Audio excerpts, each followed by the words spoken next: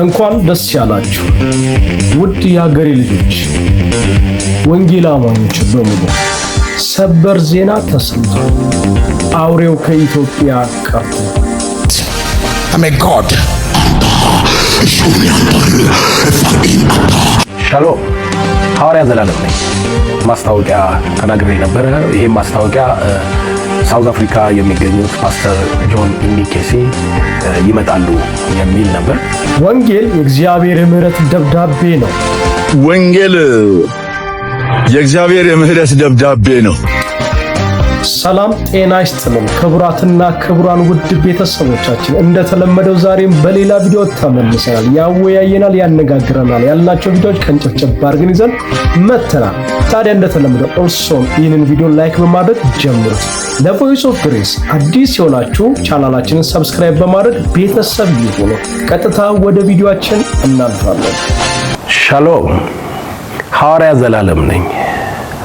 ባለፉት ጥቂት ቀናት ማስታወቂያ ተናግሬ ነበረ። ይሄ ማስታወቂያ ሳውዝ አፍሪካ የሚገኙት ፓስተር ጆን ኢኒኬሲ ይመጣሉ የሚል ነበር።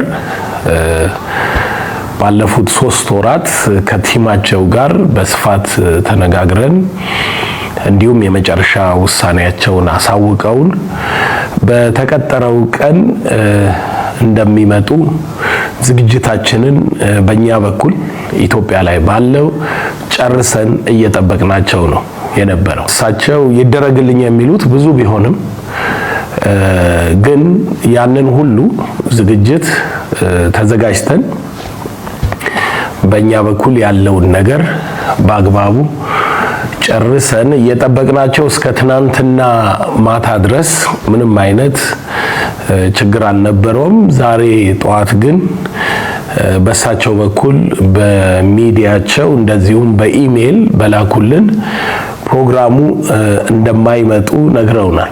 የፕሮግራሙ በሳቸው አለመምጣት ምክንያት የሚሆነው ነገር እሳቸው ጋር ያለው ጉዳይ ብቻ እንደሆነና በተለያየ ጊዜ ጩኸታችንን ስናሰማ ነበረ። ሁሉ በየፊናው ይጮህ ነበር። ይህ አውሬ ወደ ሀገራችን እንዳይገባ የኢትዮጵያ ወንጌል አማኞች ካውንስልም የሆነ ነገር ብሎ ሊያስቀረው ይገባል ተብሎ ሲነገር ነበር። በማህበራዊ ሚዲያ ላይ ሲንሸራሸር ነበር። ታዲያ እግዚአብሔርም ጸሎታችንን ሰምቶ እግዚአብሔር ይህ አውሬ ወደ ሀገራችን ኢትዮጵያ እንዳይገባ ከልክሎታል። ስለዚህ ፕሮግራሙ ተሰርዟል። ይህ ፕሮግራም ሊካሄድ የነበረው ተሰርዟል፣ ቀርቷል ማለት ነው። ስለዚህ ሁላችንም ይህ ጊዜ ለኛ የምስጋና ጊዜ ነው። ታዲያ አንድ መልእክት አለው።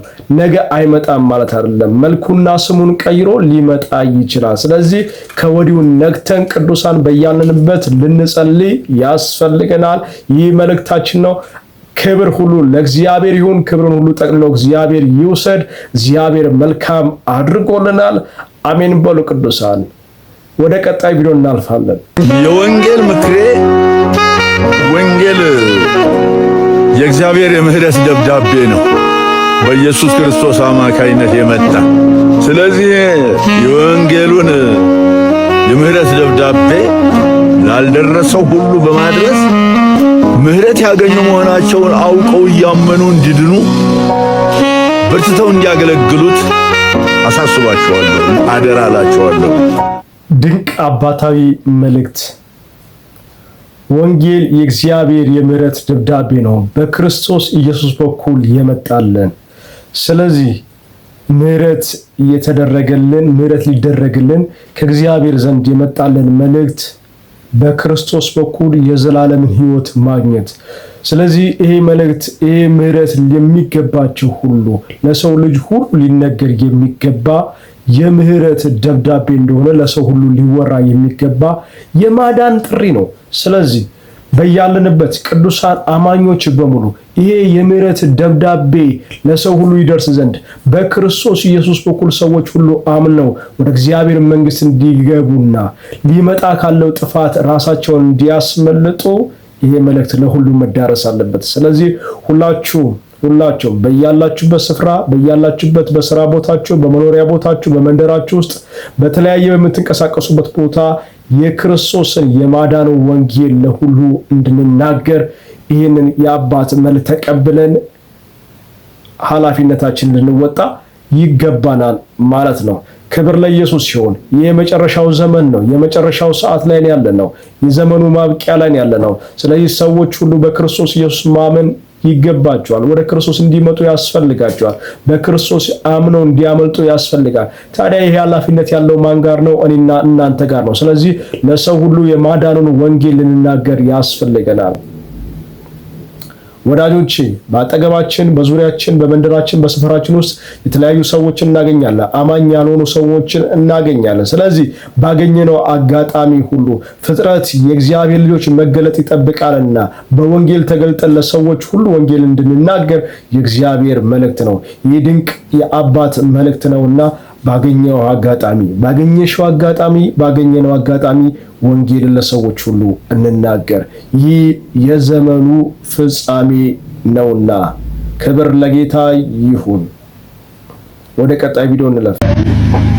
አባቶች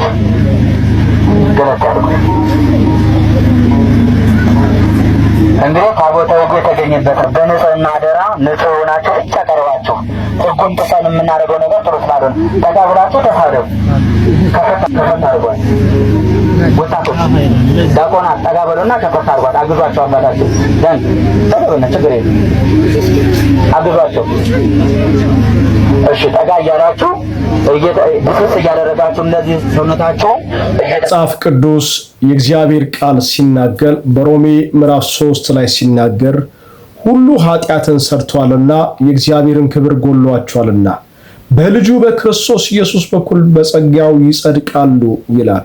ማንም ሰው ምድር ላይ ንጹህ የለም። ማንም ሰው ምድር ላይ ፍጹም የለም። ስለዚህ ድንጋይ ለመንካት፣ ወደ ድንጋይ ለመቅረብ፣ ድንጋይን ለመዳሰስ ንጽህና ያስፈልገው።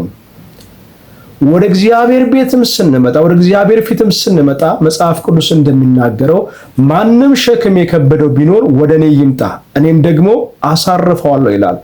ከነ ሸክማችን እንድንመጣ ነው እግዚአብሔር የሚፈልገው። ሸክማችንን ካራገፍን ምን ዋጋ አለው? እግዚአብሔር ከሸክማችን ነው ሊያራግፈን የሚፈልገው። ከሸክማችን ነው ነፃ ሊያወጣን የሚፈልገው። ስለዚህ ሁሉ ኃጢአትን ሰርተዋል ይላል። ስለዚህ በንጽህና አይደለም ወደ እግዚአብሔር የምንመጣው፣ ከነ ሸክማችንን ሊያራግፍልን ነው እግዚአብሔር በክርስቶስ ኢየሱስ በኩል የጠራን። ስለዚህ ኃጢአተኛ ነን፣ በደለኞች ነን። ሁላችን በክርስቶስ ኢየሱስ ካላመንን ኃጢአተኞች ነን፣ ንጹህ አይደለንም። ስለዚህ በክርስቶስ የሚያምን ግን ንጽህና ማግኘት ይችላል። መጽሐፍ ቅዱስ እንደሚናገረው የልጁ የኢየሱስ ክርስቶስ ደም ከኃጢአት ሁሉ ያነጻል ይላል። ስለዚህ መንጻት ትፈልጋለህ? ንጽህናን ትፈልጋለህ? ወደ ድንጋይ ሳይሆን ሕያው ወደ ሆነው ድንጋይ ወደ ክርስቶስ በማመን ና ወገኔ። ዛሬ ያለበት ህይወት፣ ዛሬ የቆምኩበት ምን ሰዓት እንደሚከዳ አታውቅም። የቆምኩበት ምድር ድንገት እንደሚወስድ አታውቅም፣ እርግጠኛ አይደለም። ስለዚህ አሁን ቀን ሳለ ሕያው ወደ ሆነው ድንጋይ ወደ ክርስቶስ ና። ከሸክምህ ያሳርፋል፣ ከድካምህ እግዚአብሔር ያሳርፋል። እግዚአብሔር እሱ ሰላም ይሰጣል፣ እሱ ህይወትን ይሰጣል። በክርስቶስ ኢየሱስ የምናገኘው ሰላም እውነተኛ ነው፣ ዘላለማዊ ነው። በሁኔታ የሚወሰድ አይደለም፣ በሁኔታ የሚቀየር አይደለም። ስለዚህ ንጽህናን የምትፈልጉ ከሆነ ዛሬ በክርስቶስ ኢየሱስ ስም ነው። የክርስቶስ ኢየሱስ ደም ዛሬም ሕያው ነው፣ ከኃጢአት ሁሉ ነፃ ያወጣል። ክብር ለኢየሱስ ሲሆን ውድ ቤተሰቦቻችን እስካሁን እስከዚህ ቪዲዮ መጨረሻ አብራችሁን ስለቆያችሁ ከልብ እናመሰግናለን። በቀጣይ በሌላ ቪዲዮ ተመልሰን እስክንገናኝ ድረስ የእግዚአብሔር ጸጋና ቸርነት ከሁላችሁ ጋር ይሁን። ይህ ቪዲዮ ለሌሎች እንዲደርስ ሼር በማድረግ ተባበሩን። ተባረኩ።